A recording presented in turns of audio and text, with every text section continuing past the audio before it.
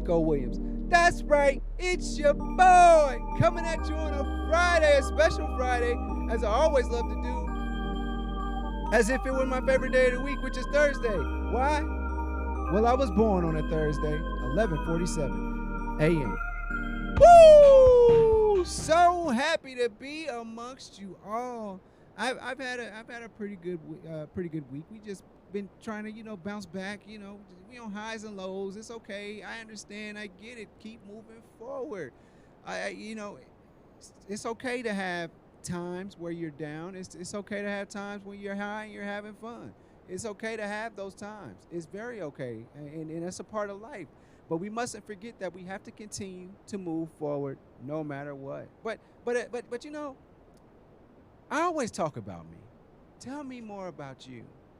What did you do this week? Did you explore the jungle and see exotic animals? Did you look into the past and see a little bit of history? Did you exercise your Second Amendment rights this week?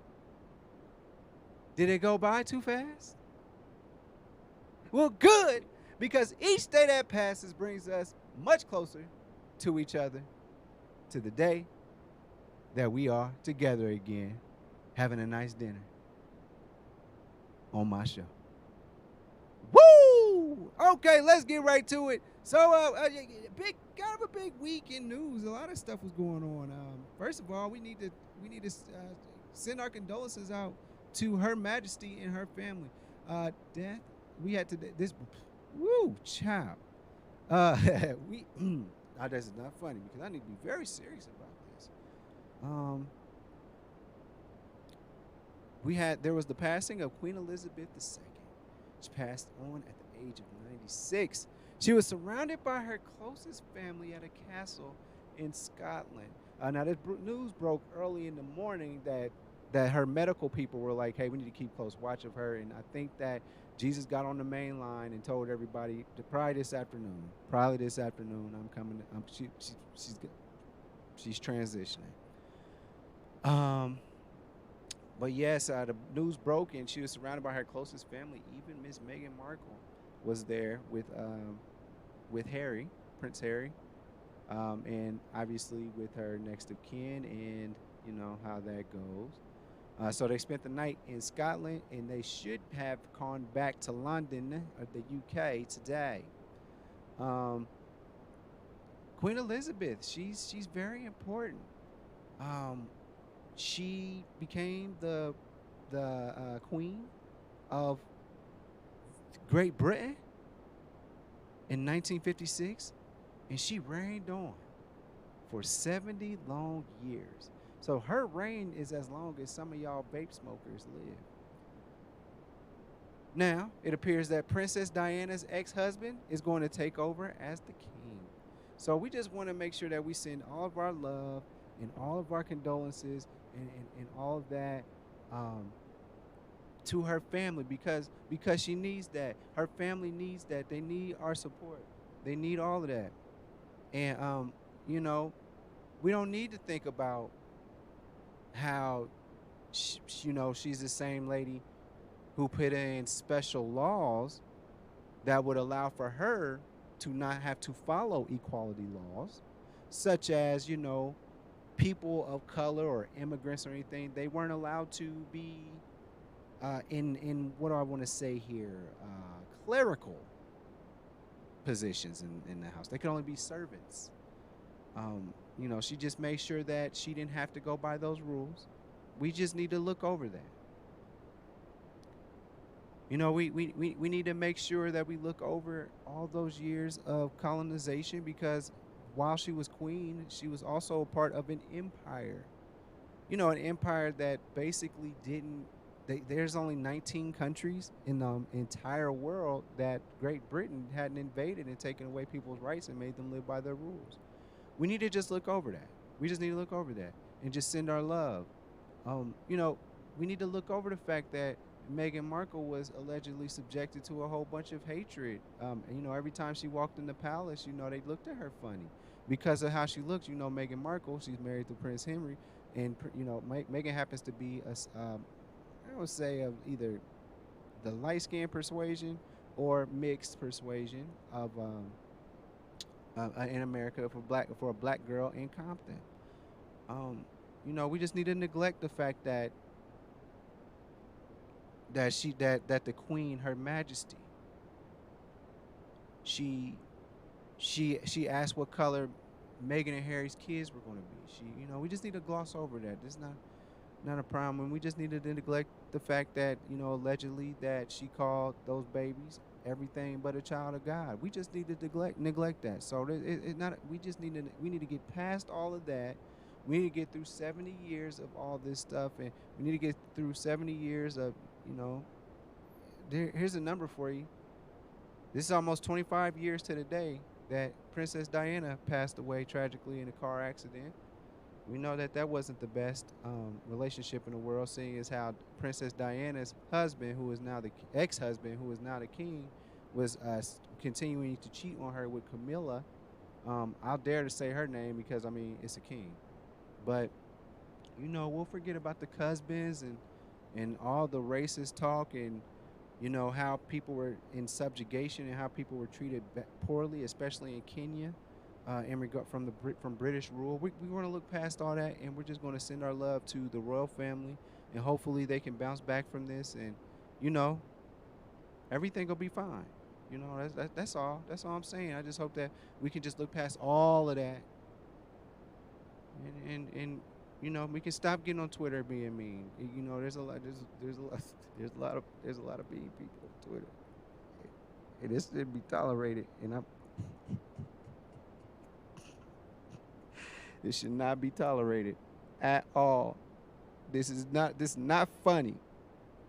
Y'all not gonna sit up there and say put Mark Henry in the bed with that old lady that was on wrestling. They had a baby and it was a hand. Y'all not gonna show us that and say that's Biggie and the Queen when they wake up the next morning. We're not gonna say things like that. Don't say that she went to hell. That's not okay. If you Christian, you don't judge nobody because unless ye be judged, okay? So don't don't do that. Don't do that. Don't do that. Okay? Y'all get on Twitter and be nice to the royal family and respect the Queen because she was a queen for 70 years, and we just got to put all that behind us and tax, and I'm sure she's a very lovely woman that cares about all races. I think she asked what colors would the babies be with like a turned up face because she might have been having a little medical issue. She might have just been like, now what color they gonna be? She might have just did that. She just might have just made a little face like, just might have made a little face like, now what color they supposed to be? She might have just made that face because she was just going through something that day. That doesn't mean that she doesn't like black children or black people or black, anything. That we don't put that on the Queen like that. Y'all be kind to the Queen. You know what I'm saying? Y'all be kind to her and let her be lifted up in memory and I don't know. Back in them old days, I think they would have found a way to get rid of her. If it wasn't 1956, I think them it would have been some Game of Thrones stuff going on there. They would have Cersei'd her ass. Somebody would have. But in them days, they had a whole lot of incest stuff going on too. So, but not Game of Thrones days, like real life Great Britain trying to keep their bloodline pure, because they don't want anybody. Poor Meghan Markle, her kids got that bloodline now. So, I digress. I'm sorry. I didn't mean to do all that. I just think that we need to have more respect for the Queen because the Queen it just is what it is. I can't do nothing about this hat now. Shit. Anyway, hey man, thank y'all. Make sure y'all like and subscribe to the channel. I'm just gonna this brim is just gonna be fucked, bro. Was I gonna do some kind of thing? Yeah. Anyway, thanks for liking and subscribing to the channel, man. Sorry, people that are listening on Spotify, Apple Podcasts, Google Podcasts. I was just having an issue with the brim of my hat. It was like it was dabbing, like my brim of my hat was dabbing, and that's not okay. But get some merch. Also, we got some cool merch, man. Put the link below. Get some merch. We appreciate all of the support that you give me and Overall 99 Media. And then also check out my channel, Uniqo Williams. We do a lot of fun stuff on there, so make sure you like and subscribe. Do all of that, man, because I appreciate it. Like every like, every subscription that I get, it means a lot to me. And in a world where we're constantly trying to prove ourselves, and most importantly, prove ourselves to ourselves, you know, getting that support from other people, it means a lot. So I appreciate y'all. So appreciate that. Handle that. Appreciate it. On to our next topic, man. What's going on in Memphis? Talk to me, Memphis. What's going on? What we need to do? Okay, first of all, the first crazy thing that happened was y'all hit a lick on Nike. I'm cool with that. So apparently a whole bunch of trucks and whatnot. What you call them? The bed of the truck. What you call them? Semis. Whatever you hook up to a semi. It was full of a whole bunch of Nike stuff, in Memphis ate. They ate. They got J's, they got Zooms, they got Harachis, they got D-Boys, they got Aztecs, they show out. Do you hear me? So everybody on every street corner selling overpriced Jordans, and some people that's going through it selling, you might hit a lick on some Jordans. I'll never forget. When I was in 8th grade, Grand Theft Auto San Andreas came out, and my homie Greg, I'll never forget, my homie Greg, he had a plug to where they they obtained a whole bunch of copies of Grand Theft Auto San Andreas, and they was selling them at school for $25. And I used my lunch money. I was like, Greg, bring that joint to school. And he brought it, and I was like, man, all the lunch money I had for the rest of the week was like, I only had $15. And he was like, give me the 15. I gave him the $15, and he handed it to me. I do not have a case for my Grand Theft Auto San Andreas at all, but he handed it to me as a working copy. I had San Andreas 2 weeks before it even came out. It was amazing. Too bad we wasn't in this age where I could be stunting on all y'all. Like, that would have been great. I would have loved to do that, but apparently we just weren't in that time. But it is what it is. But man, shout out to them for that. But on the flip side of things, now Memphis, come on here. And I don't want to blame this on the whole city of Memphis. It's just that, like, a lot has been going on in that city. But right now, the biggest news is 19-year-old Ezekiel Kelly was brought into custody after a shooting and carjacking spree. Now, during this spree, he killed 4 people and wounded 3 others. While it appeared that he was freestyling, everything that he was doing during this, like, because there is some footage of it. I wouldn't advise for you to go like watch it or anything, but everything, like, I did watch it. There was this issue where he walked into an AutoZone and he was like rapping the whole time. I got that stick, blah blah blah, saying whatever. He was just saying something. And I thought he was like freestyling, but I don't know if he was like just trying to do this for his record, or I don't know what's going on. Walks on AutoZone, dudes walking around like, you know how AutoZone actually sells snacks and stuff now. Like, he walks around the corner as if he like bought a big ass Kit Kat, and, like, you know, unsuspecting dude just comes in there, turns the face. He's on Facebook Live, by the way. He just shoots somebody. And it was a terrible scene, and all this was on. Like I said, he posted a lot of it on Facebook Live. A little background on the situation is that he was released from prison after 11 months of a 3-year sentence from a 2020 case that involved attempted murder and reckless endangerment. Now, right now he's being held without bond. But what they're saying is, in the governor and the mayor or whatever of Memphis and in Tennessee, they're saying, you know, if we had, because I am confused about the 11 months of a 3-year sentence in 2020. He only did 11 months for an attempted murder and a reckless endangerment. He did 11 months of that. I'm finding that as like, how did he get that sentence? Who do you know? Like, I don't understand.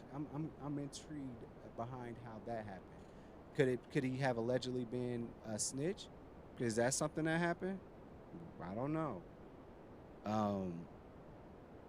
But it's something to think about. Was he an informant? And they was like, all right, you got this, but what can you tell us? He was really supposed to get like 10 years. But what they're banking on right now, and what they're leaning on, is they're saying, if he had done his whole sentence, this would have never happened. That's what they're banking on right now. Fair enough. I get it. That makes sense. Why did he only have 3 years for this anyway? And but here's my problem.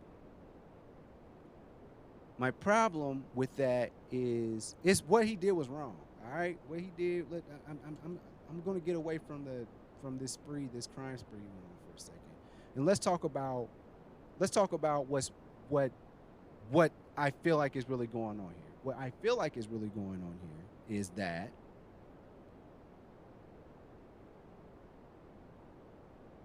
they're trying to, because we heard a lot of this from that girl out of Fulton County. She's talking about, man, we just gonna have to start locking people up and giving harsher sentences and whatnot. Like, okay, get it, get it. It's it's such a it's such a thin line, and you could, if you do it the wrong way, it could fuck shit up, right? Like me, for instance, I got in trouble and I received somewhat of a lenient sentence. This dude did way worse than what I did. I was a kid with a BB gun, and I drove, and I got popped off. They gave me 10 years, suspended 4, so made me do 6, do 3. I go in and do some time cuts and do some drug stuff, drug class, and some kind of like people skills thing, and I get out like in like 2 years and some change. This dude did 11. I never was, like, it wasn't even a violent crime what I did. Like, it was almost pretty much victimless. Your friends take a BB gun and rob a drug dealer. And that was worth, that giving me that kind of time. I had to do probation and pay and all that type of stuff. And then I had to battle my way back. Being who I am, I had to battle my way back into society. Like, I couldn't even get a job, even, working at like the Dollar General and stuff. Like, I couldn't even get a job back then to do that. Now, I paid my debts to society and did all this stuff, blah, blah, blah, handle my business. Here we are. I'm doing pretty okay. But I went through some things that I probably shouldn't have had to do. I went through some things even in the jail system that I should never have experienced. But I mean, I did, and it is what it is. I might be a mental mess for a lot of different reasons, but I feel like I can say that me being sent to that fate was a pretty fucked up reason. But there were people that actually, were violent to people or actually hurt people, and they got like way less sentences than me. And it's like, Joe, you the big name, so we got to make a example out of you. Why choose me? I actually can be rehabilitated. Anyway, so you give this opportunity to a person. You give this opportunity for a person to get out in 11 months, serve 11 months, and you only gave them 3 years for attempted murder. Like, this dude was like, I am trying to kill someone. Now, I don't know that. I don't know all of the angles from this case. I don't know that. So I don't want to speak on that part of it. But what I do want to speak on is that we can't use this because you know what's going to happen. Who's already in a difficult situation? Black men, black women. We're already in a difficult situation. So people do what they do. And just like I talked about on the last episode,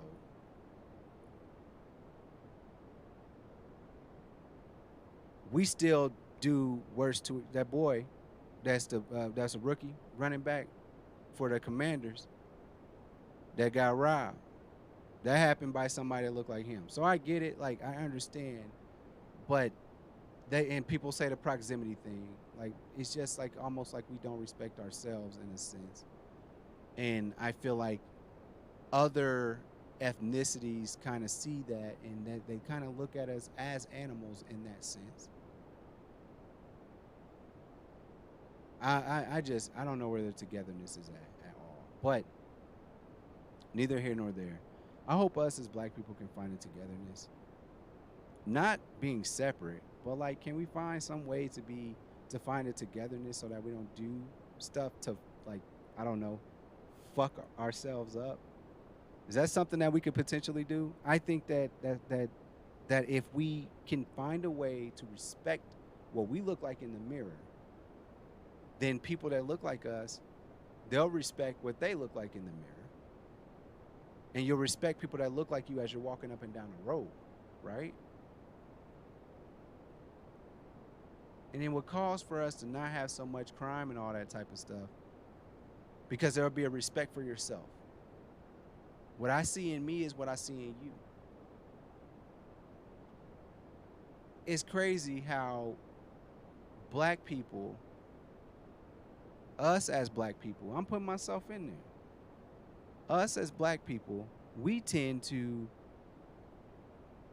we already feel like we're at the bottom, and we feel like the only thing that we can do is create a microcosm of the world within our own community, right? Instead of going out into the world, and we just say, you know how they are, and try our best to not deal with other ethnicities, we find ourselves trying to be a microcosm of the world, but within our own black society. So when they say black on black crime, yeah, it's because it's like we're only moving within like the black community. Robbing people, killing people, that's wrong. I don't care what color you are. I was wrong that day. I shouldn't have done that. But I kind of feel like Robin Hood. I mean, like, hey man, he's bad. Take the bad guy's money. I didn't think that was bad. But I would come to find out that it is bad because I got in trouble, not the person that was the target, who was the bad guy. But like we find ways to even come up with a class system within even us just being black. We always trying to be better than somebody else, and not just somebody else, like somebody that looks like you. We're just trying to be better than them.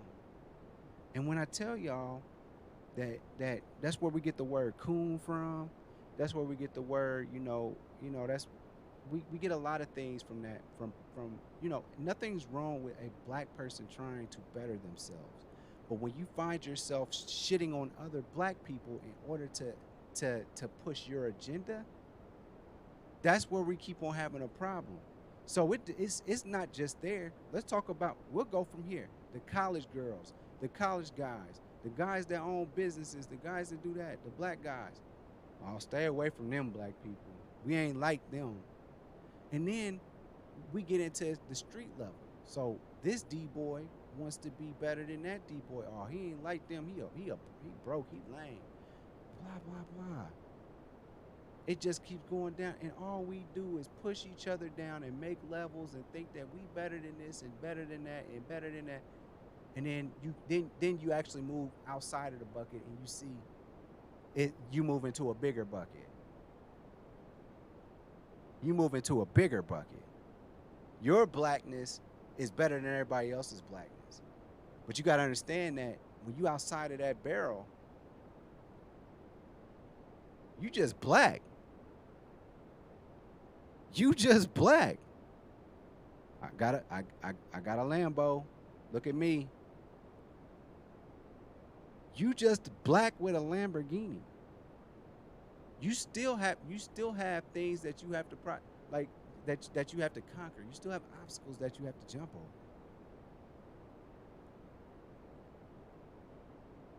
He's one of the good ones. She's one of the good ones. They're one of the good ones. That's the only concession you get. Once you make it outside that crab in a barrel where we all just trying to be better, like, I'm black, but I'm not like those blacks. Once you get yourself outside of that and you get to enter into that world, now you're just black by yourself.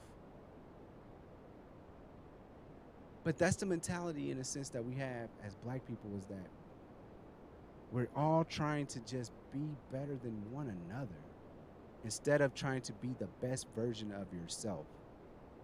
It's not about shitting on other people. It's not about trying to be better than anybody. It's not about that.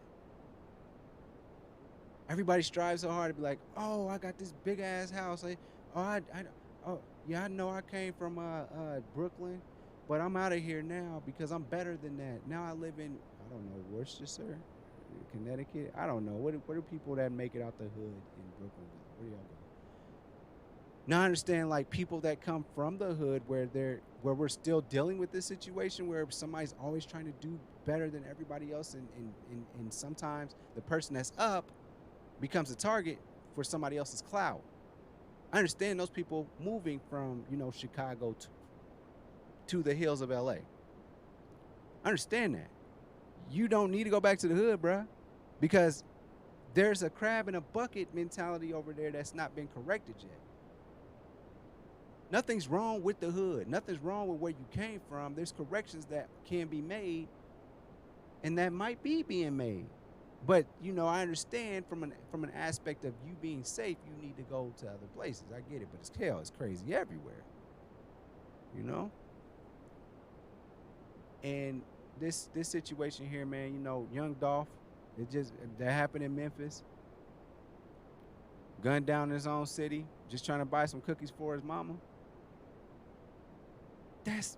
I don't know background stuff. I'm just talking about it from the face of what it is, right? The face of it says he was in his own hood, got robbery attempt, boom, boom, boom, kill him, right?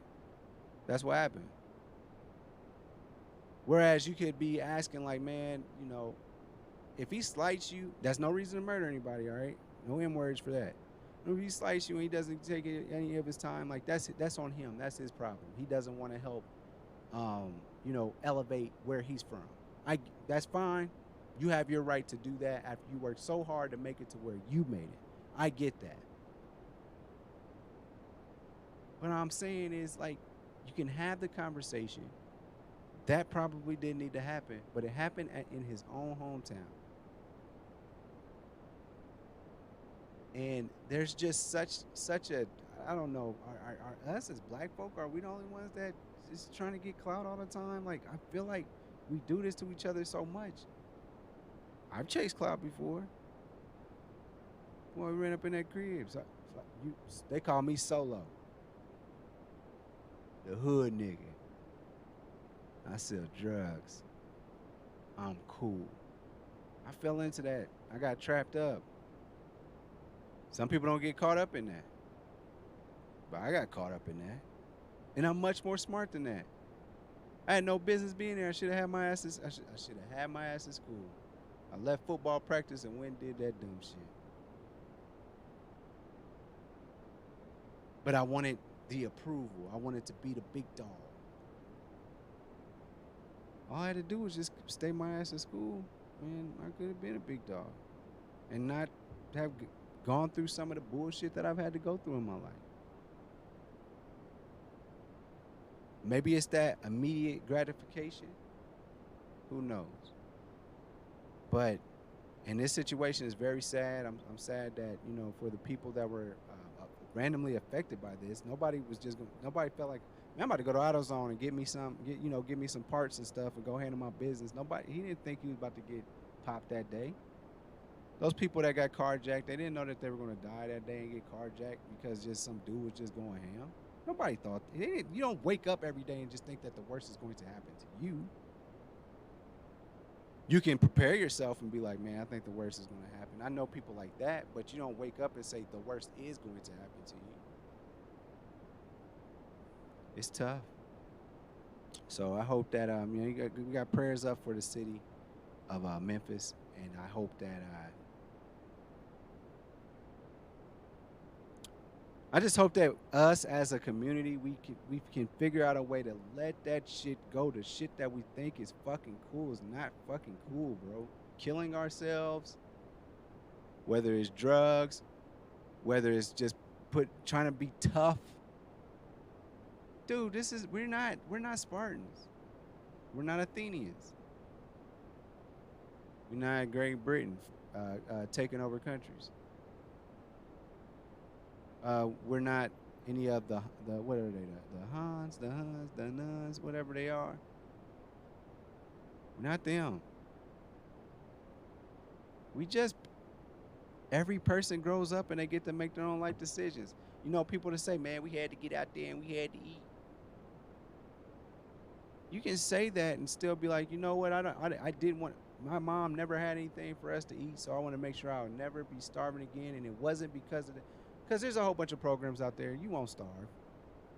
Bullshit. If your parent is under the poverty line to where they can get free food and all that stuff, they should be signing up for it. And if not, you say, hey, I don't want to betray my mama. No, your mama's not doing good enough, bruh. Tell your teacher. You ain't gonna get in trouble like, man, shit, I've been in here hungry. Like, I don't expect for a child to understand and grasp that concept, but at some point you do become old enough to be like, yo, I don't like the way we living, and either I need to go elsewhere or, because this isn't how I'm supposed to be living. And I'm sorry that life treated you in that way to where you had children and you're unable to take care of them. I'm sorry that happened to you, mother, father, whoever that is, but I got to get me some help. And that's something that we have to be so proud, and it teaches that be proud. Don't cry in front of people. Us as black folk, we got to be proud and just do it ourselves. Man, fuck that shit, man. You need help. You need help with the basic necessities. Them stories about, man, we come home, man, lights wasn't on. Tell your motherfucking teacher so that teachers will help you. There's so many sad stories, and y'all tell them. Y'all tell them, y'all go in the World Star and do all that, like, man, we came home and we ain't ate for 3 days. During school time. What you mean you ate for 3 days? Did your mom not sign you up for free lunch? Like, you need to go tell your teacher, like, yo, we ain't got no food at the crib, and I ain't got food to eat up here at the schoolhouse. So there's a whole bunch of issues going on, and let folks step in. Let folks step in and help you out. I don't know if any kids heard that, but what I would say is anybody that's listening to me that's gone through that, don't embellish on that shit, man. Your fucked up times that weren't your fault, don't embellish on that. Improve on it. Make life better. If you find yourself like you still in a fucked up situation because you could never get out of that situation that you was in, man, seek help. And don't be too proud, man. Like, don't be too proud to live. Everybody has the existential right to live, to basic stuff like breathing air. Everybody does that. We live in America. You should never be starving. Ever. There's too many programs. There's too many things. You should be during the summer. I've seen schools be still passing out lunches and stuff because people are having issues. If your parents are impoverished in that way, you need to let somebody know, because there's people that can help you. It doesn't have to go down a road where you turn 19 and you just start being a dick. And you just start like, man, somebody tell me right now, man, you don't know, bro, life, man, his mama did. No. You should always be seeking some sort of help. You should be always trying to seek to improve without shitting on somebody else. Why make somebody else miserable because you're miserable? Damn. I said a word here this evening. I'll just leave it at that. Anyway, NFL football is back. LA Rams versus Buffalo Bills. The defending Super Bowl champs went up against the scary Bills. They got their ass beat. I'm sorry to say it. Matthew Stafford is coming off of a off-season shoulder surgery and threw 3 picks and got sacked a whole bunch.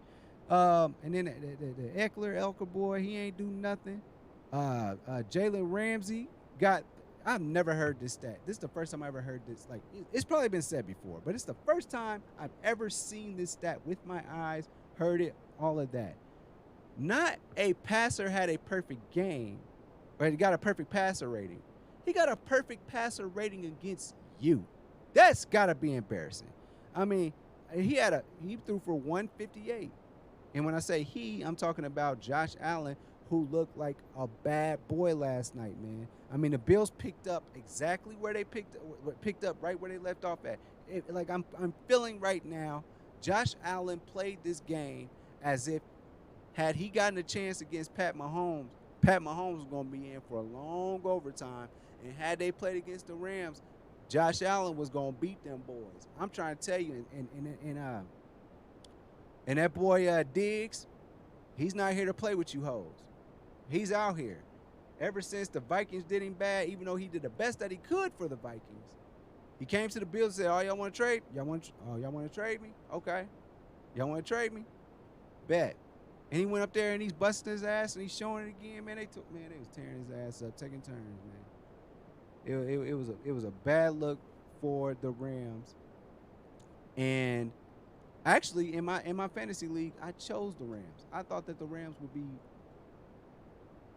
I thought they was gonna be top shelf. You got Jalen, you got Aaron Donald, and they picked up that boy Bruce Wagner. I mean, which is one of the best linebackers I've seen in the last 15 years, honestly, in regards to like speed and all that. Man, dude's amazing. They got their ass toe up, man. And then your best corner getting ate up. It did not look bad, but I mean, it didn't look good for the Rams. The Bills defense though, they look like they're there, for sure. My boy, what's that boy? Allen Robinson. He only got targeted one time. Some people saying Matthew Stafford might be wearing a MAGA hat because all he wanted to do was throw it to what's that boy name is Cooper Kupp. That's what they telling me. That's what my sources are telling me is that Matthew Stafford would look at Allen Robinson and say, "Man, he's one of the good ones." But then turn over there and throw that ball to Cooper Kupp. That's what they telling me. They telling me he's very MAGA. So that's what all my sources telling me out the locker room. So, but the Bills defense, maybe it was their defense. They're stifling. But all I'm saying is this: the Bills Mafia is looking scary, and they might be the AFC's best team. But I definitely this weekend we will look into. Let me see here. Let me check my notes. We'll do some betting shows because honestly, I thought that the Rams might actually pull it out, but I would have been $5 less rich. And with that being said, I'm just saying, Josh Allen, he's looking like a stud, running the ball, throwing the ball, and like I say, Diggs ain't here to play with you hoes. So beware of the Bills Mafia because that's going to be a thing. Now, you know I'm riding with the Saints. I know I'm riding with the Saints as probably Super Bowl champions. I'm just here with Jameis. You got upper wrist, and then you got lower wrist, which is your ankles, because everything's symmetrical. You got elbows and you got kneecaps you got lower elbows because everything's symmetrical. So, you know, anybody with that kind of logic sounds like a Super Bowl winner to me. So, with that being said,